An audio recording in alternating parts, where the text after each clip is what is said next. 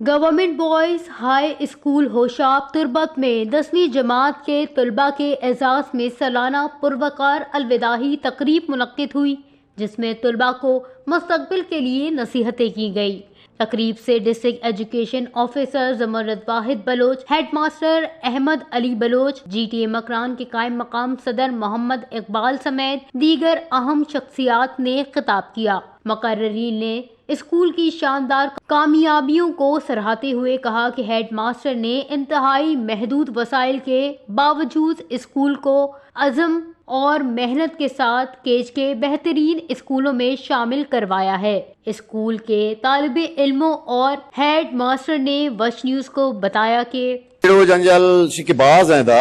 اور غالباً منی انو 150 اسٹوڈنٹ لگ بھگ میل فیمیل کے مادہ فارغش کرنے ہیں نائنتے دا پس کے منی اسکول عمرہ تقریباً 93 ہائی اسکول بوتا تاحال آئرہ سائنس لیب نے یک اسکولے واسطہ ضروری ہیں کہ یک اسکولے کی بھی آئرہ سائنس لیب بازیں بھی نہ کہ آئرہ فزکس سائنس لیب نہ آئرہ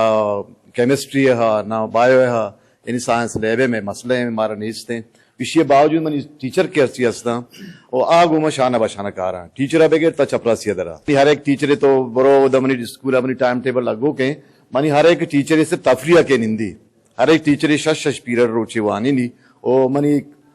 تقریباً 15 کلاس ہاں بی سیکشن ہستا سیکشن وائز ہیں اور منی ٹیچر کل تعداد 22 ہیں